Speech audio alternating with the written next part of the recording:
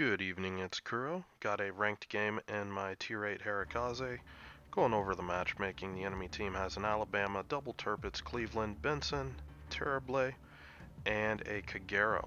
The map is Hotspot, 3-cap domination, and we're going to kick this one off with me being the westernmost destroyer. So my job, going to head over here to B-cap, pick that up. Now this game starts out with some really rough decisions. And one of the key decisions right here is our Baltimore and Akazuki player. This is a very nasty combination that you can do a lot of really nasty things on CCAP with. You get your Baltimore anywhere around these islands where he can radar it. You get your Akazuki, especially with the enemy team only having a 9-kilometer radar. You can sit here and you can beat this island up, any DDs sitting, anywhere back in here in the cap. If you get, your friendly DD that would normally sit here behind this island, if he comes out back here, you can pound this island position that a lot of destroyers like to sit behind. There's so many different things that you can do with this combo. But the very worst thing that you can do is do this. They're following behind me. We've got just a lone Benson headed into CCAP. The battleships aren't going to be able to catch up to him in time. So I'm trying to get these guys redirected to stop following me, because it's even with the Terrible, it's going to take him a substantial period of time to, cap a cap and come down and try to pick up, try to contest this cap. In that time, they could already have made a play here, and then the Akazuki just shifts right across the middle, and he can reinforce C cap. That fast, you've got a 2-on-1 against, the Terrible, and he's not gonna like that. And I pretty much know that the Terrible is going to be headed to A-cap. I don't think he's popped speed boost because he either had a horrible spawn or didn't pop his speed boost because he should have beat me to A-cap. But really, A-cap and playing the western flank is really going to be his most likely play. It's the most favorable terrain for the ship. Akazuki coming all the way out here isn't stepping into the cap, so we're not capping it quicker. I don't even know what my Baltimore's doing. So we're just gonna leave it at that. I do unfortunately throw these torpedoes before spotting this Turpits. Really just trying to see if I can catch a DD that's gonna try to push down towards this island. Even if, I mean, these torpedoes are pretty lackluster on Harekaze. They're some of my least favorite Japanese torps in the game. But even if these torpedoes don't catch anything, it can lock the enemy DD in, a certain position. That's why I laid this so wide. I'm more looking to catch this guy and suck him in closer to me and my Akazuki. And I'm just going to push really aggressive up here. The Turpits, he's kiting out, so not really going to be a torp threat or a torp target for me. So from here, I'm pretty much just shifting to let's push up here. If I bump into a DD, let's pick a fight. Other than that, let's cap A as quick as possible because that means the enemy DD will have went down either through the middle or down the 2 line. And we'll go from there. My Baltimore is somewhat gonna be useful by the time this DD gets around down here, but all this time we've been playing a ship down. If he would have positioned here initially, he could just cut across the middle and reinforce B cap if needed. Now you noticed why I've called the my Benson out of C cap. Without radar, without, the Akazuki, you're just not going to have the DPM to really deal with these ships down here. So getting these guys, you don't want to sacrifice a DD just trying to hold up behind an island and wait for the inevitable push to come in and kill you. That's not going to win you games. And the Benson plays this smart enough that he's able to kite out, and he's going to be, you know, as useful as he can basically the rest of the game now. My torpedoes this game are pretty trash. I haven't played Harekaze in quite a bit, and my timing is off with these torpedoes. And I make some bad predictions. I'm predicting this Tirpitz is going to turn out here. As soon as he runs into the two battleships in the middle, I would expect a battleship to turn out and kite. And instead, this guy, he actually slightly turns in, which I don't really understand, but okay. So I am just going to smoke up here and trying to do a few things. Trying to bait this guy into either turning out or, you know, if he's going to push in, you know, just try to kill him with my guns, with my team. And you can see his turnout. Unfortunately, the torps are just a little bit late. Notice I'm inside 6 kilometers, so I know that there's a torp threat from the Tirpitz. It is only one set of torps, but they are pretty nasty torps. Now, Tirpitz has repaired a single fire, which is really bad with, you know, my Harekaze and the Akazuki. My Harekaze, I am running Demolition Expert on it. Now, this is horrible because my Akazuki, he's full health. He gets dev struck by the Tirpitz torps. That's a huge blow right there. Should not happen. Now here I'm sniffing around. I'm trying to see if I can spot this DD and pick a fight, because this Kagero and me, this is a really lopsided fight usually, unless it's a very good Kagero player and the Harekaze player plays it very poorly. Typically that's going to be a really one-sided fight. So just taking a look, seeing where the Alabama's guns are facing, and just going to be patient here. I know Kagero's got his torps on cooldown right now. So I'm just backing in here.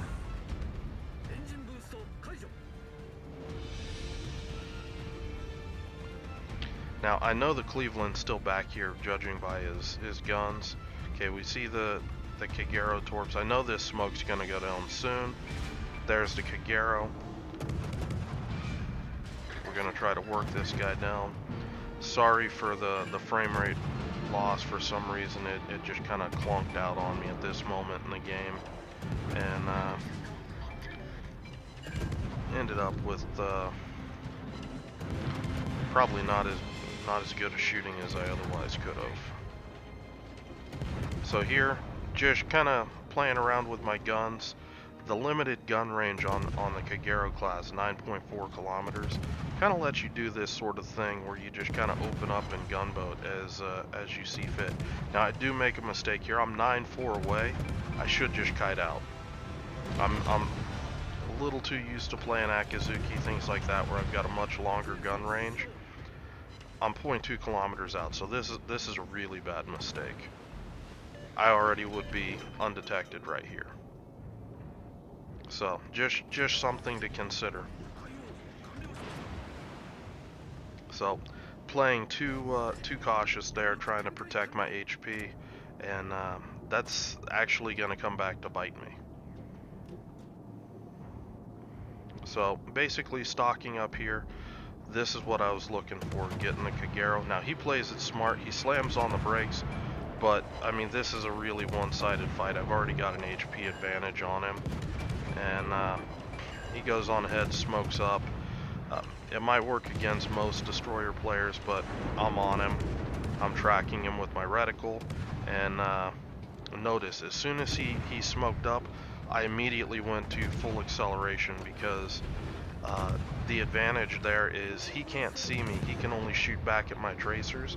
By moving full speed, I'm basically making myself as hard a target as possible. Now I know I'm detected by the Terrible capping B cap. He's killed my Amagi, and you can tell there by me getting undetected, he's basically playing it really cautious in the middle of the cap. It makes me think that he's going to be kiting out rather than trying to push me.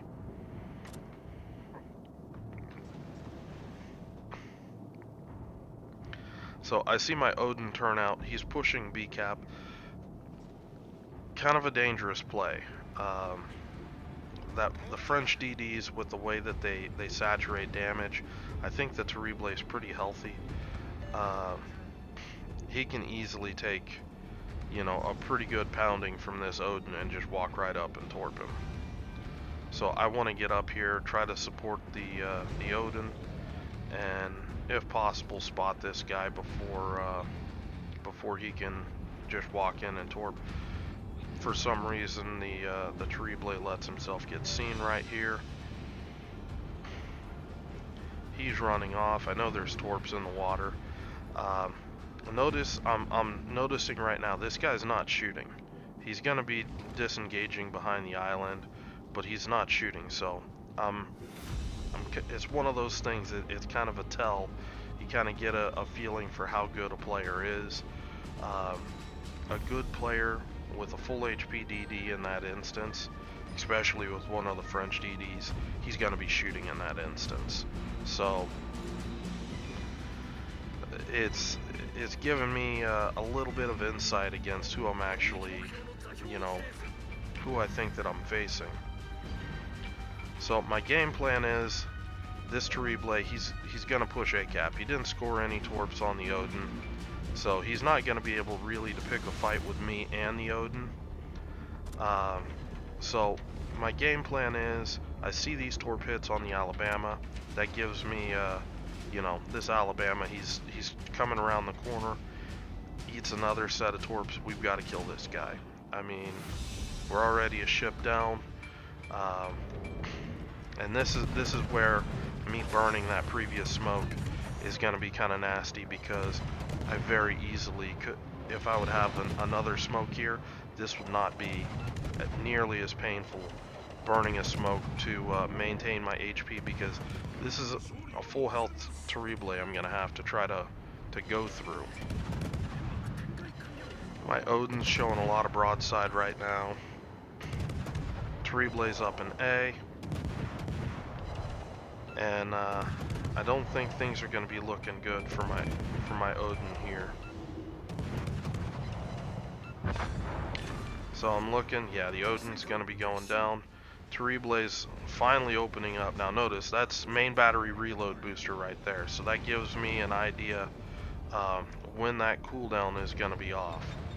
So I know that pushing in here and picking a fight with the Terrible, it's better that I do it sooner than later, because if I have to wait, he's gonna have that nasty main battery reload booster to work me over, and I don't have any smoke to buy me some time to ride that out. So I'm telling the Benson, let's go, let's pick that guy off 2-on-1, and let's just get in his face. The enemy team's kind of playing catch up. I'm not going to wait for them to turn out to go to B cap. I'm just going. I want to try to get this Terrible before his main battery reload booster comes back. Now he makes the mistake. He actually shoots, so I'm going to take advantage of that, and I'm going to start opening fire while his guns are on reload. They're looking off somewhere else.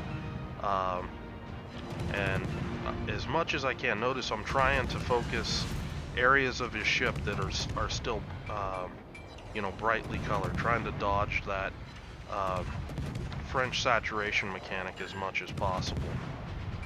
Now he's not really shooting at me, so I know he's torping. So I'm just gonna start kiting back. Now when I kite back, you see the Cleveland back here. He's shooting at me. So I'm making myself harder to hit for the enemy Cleveland, for the enemy Turpits. At this point, I'm not so much worried about the Terrible's gun DPM.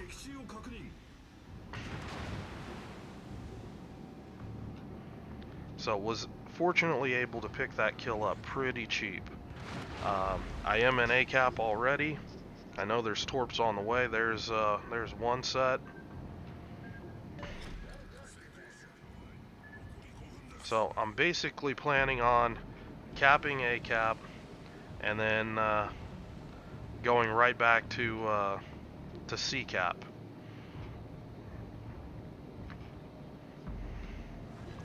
Now, in hindsight, I do think that it was a mistake to keep coming this far west in the cap.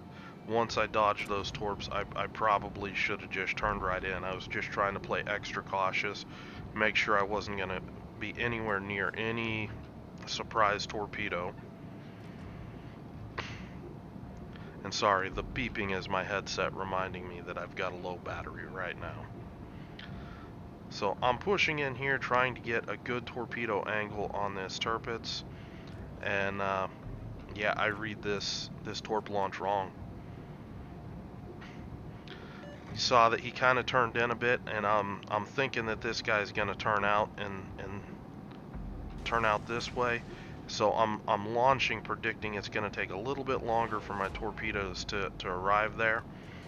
And he doesn't do it. He actually cancels that and turns in slightly right here, and that's gonna throw my torpedo prediction off. And unfortunately, I don't have smoke, so it's gonna mean I mean, this is the win right here. If I land torps there, I should be able to gun down that Tirpitz pretty easy and win on points.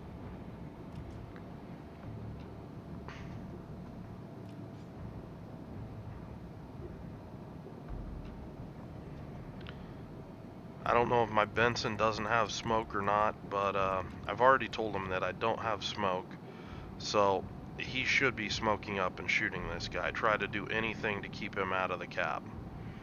And at this point, I don't have a lot of gun range to deal with, so I'm split. You know, do I try to get on C to stop the points, or are we going for the kill here? And I'm rapidly running out of, you know, out of time. I see the second torp hit, and it's pretty much go time.